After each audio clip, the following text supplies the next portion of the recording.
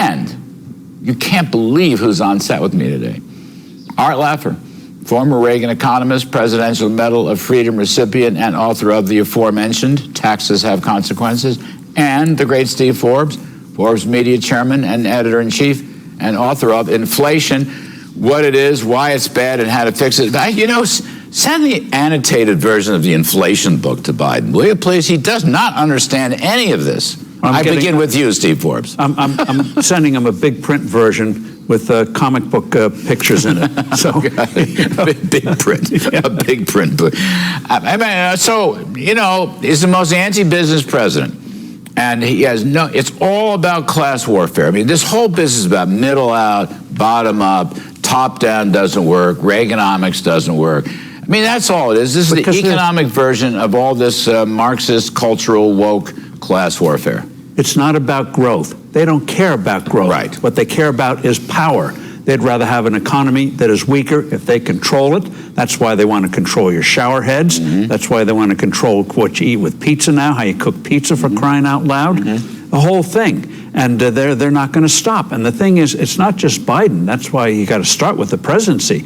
He could go and they could put Kamala in, and you get the same policies and give her the things to read so she wouldn't have word salads anymore, and then go about. These people infest all of the regulatory agencies. You see it with the FTC going against Amazon. What's Amazon's big sin? Why the button to subscribe to Prime is bigger than the button to decline. Oh my goodness, they got to take over Amazon. And 6 clicks to unsubscribe, whereas, as been pointed out, it takes 7 clicks to make a public comment to the FTC. Is that their case? I mean, I didn't even know the detail. Yeah. You said it almost 2 years ago on this show. This is modern socialism through the regulatory state. It is central planning. Arthur, they are against business, large businesses, small businesses. And I will say to you, if you're against business, you're against the worker. The worker bears the brunt of these regulations and taxes. That was proven with the Reagan tax cuts, the Kennedy tax cuts, the Trump. I mean, really, you can't be for the worker. You can't be for the employee and hate the employer. True. I mean, labor and capital are partners in the production process, not opponents. You know, taxi cab drivers without taxi cabs don't do very well. Yes. And taxi cabs without drivers don't do very well until Elon Musk gets in there and does this magical thing or whatever. You know, when you say a rising tide raises all boats, let me give you the first 2 lines before that conclude. No American is ever made better off by pulling a fellow American down. And we're all made better off whenever any one of us is made better off. Then the next line in Kennedy's speech was, a rising tide, it raises all boats. Right. The first 2 are critical because we don't have class warfare in this country. It has to be manufactured. You know, there's no way that blacks are going to do better because whites do worse, or whites do better because blacks do worse, or male, female, old or young, and any of that. We're partners on this thing, Larry. We're all in the same tub together. And if you do well, I do well, Steve does well, the world does well. It's not us versus them. It's us in partnership with them. And that's why I'm very worried about trade as well, because it's not just the U.S. It's the world economy as well. We benefit from foreign trade with foreigners, and they benefit from it with us. And not only do we benefit from each other, Larry, but we get to know each other. And once you get to know each other, you can have good dialogue and discussion, and you can solve problems without threatening borders. You can solve them by conversations. But, well, I didn't never see it that way, but this is where we need to partnership with the world, partnership with our fellow Americans.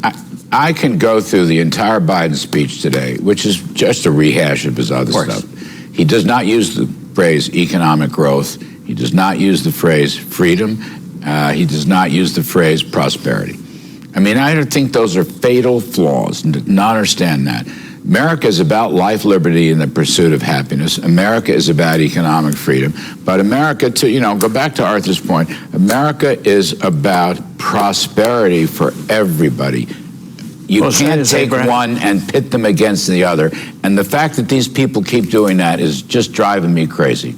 Well, as Abraham Lincoln put it, the dream in America is, as he said, the opportunity to improve your lot in life, no matter where you begin. That's why you have immigrants trying to get into this place, not leave it, as they do places like North Korea or Cuba. And they don't understand America, and I don't think they really appreciate America. I think some of these people infesting this administration are anti-American. Yes, I do. They want to fundamentally change the country. They hate America. Because they think they hate America. They think we're the curse of the world instead of the savior The of the world. left hates America. And the blunt truth is, after World War II, when we did things largely right, the whole world became more prosperous in ways they couldn't have dreamt after World War II. Democrats, I just want to make this point, speaking as a former Democrat, but Democrats historically have not hated America. No. This brand of far-left demagoguery from the Socialist Democratic Party is a different type Democrat, and they hate America. They don't like anything about us. They don't like our history. They don't like our free market capitalism. They don't like growth and prosperity. The biggest anti-communists after World War II and the Cold War, the labor unions. Yes. Everybody, 100%. Ronald Reagan. I just want to, right. No, it's an important point. He was the union leader. It's an important point because people will say we are being partisan. We're really not being partisan. If John F. Kennedy emerged again today with across-the-board reductions in marginal tax rates, you would back him. Of course. I would back him. You would back him, too. If we had somebody come and we want a sound, steady, reliable dollar based on gold or some commodity index as the numeraire, you would back a Democrat who did that. You would. By the way, it would be good. Let me just say. I'm just saying, though, these are important points to make. Let me just say with you. I'm not being partisan here. Well, let me just say, there is someone today who is a Democrat whom I back totally, Jared Polis of Colorado. And he is a Kennedy Democrat. He's a pro-growth person. He's cut the property tax. He's cut the income tax. He's done price transparency in Colorado. This guy is a Democrat. He's going to be the new Democrat. Democrats aren't our problem. Well, he's got to run for president. You can't do it from Denver, Colorado. You have to make him run for president. I'll try. I do my best. Otherwise, his brand of old-style Democratic thinking or JFK Democratic thinking will never get outside of Colorado. Did you see Bobby Kennedy Jr.'s speech? Did you see the sign he had up? He said, "I'm a Kennedy Democrat." I don't know if you found that humorous, but, you know, many of the ways, I mean, he doesn't have it all right by any means, but he does have a lot of it right. Bob Kennedy Jr. Steve Forbes, though. Okay, we can talk about personalities. We have our Unleashed Prosperity dinner tonight, and we will talk some more politics. But I think it's telling. I know polls are polls, and polls aren't votes. I get that. But the polls consistently say that Americans don't like what Biden is doing. And the more he does it, the less they like it. And he seems disinclined, Steve, he and his circle, to change this class warfare, anti-business, anti-labor economic policy. Yeah, he's in a bubble. They send him out spouting this nonsense, which people can see it's not working. But the whole point of the far left is get as much as you can done while the getting is good, and let the Republicans, if they get in, try to undo it. They'll fight them in the courts, and they'll try to get issues like abortion and other things to try to muddy the waters in terms of what really affects this country in the future. And so the Republicans have got to start also. I understand they want to do border, that's good stuff, but they have to also have that Reagan-esque, Kemp-esque kind of pro-growth platform to say, here's how we make America better and have a better future for you. No, I love economics. Unleashed Prosperity. Democrats are wholly now totally the party of government planning. That's it. That's it.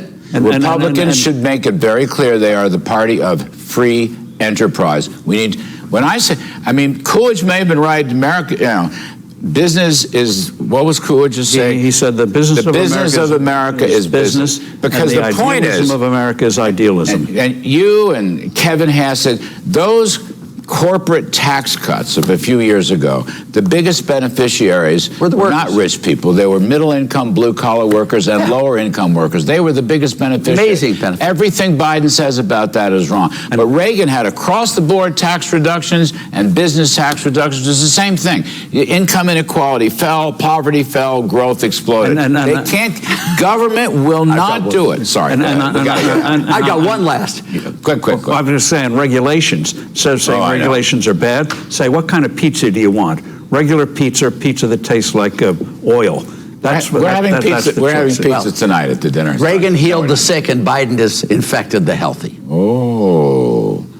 I've worked on that for quite a while to get that one down. But Reagan really did heal the sick. Even John Maynard Keynes would roll over in his grave. Keynes would say, "Stop, enough already, enough already." That was the story Hayek always told about him, by the way, that Keynes said, "I'm going to take my followers and reverse them," and that he was going to do that, and I will do that, and then bang, he died. We're going to get John Maynard Keynes on the set, hopefully next week. We have Art Laffer and Steve Forbes, two of the best.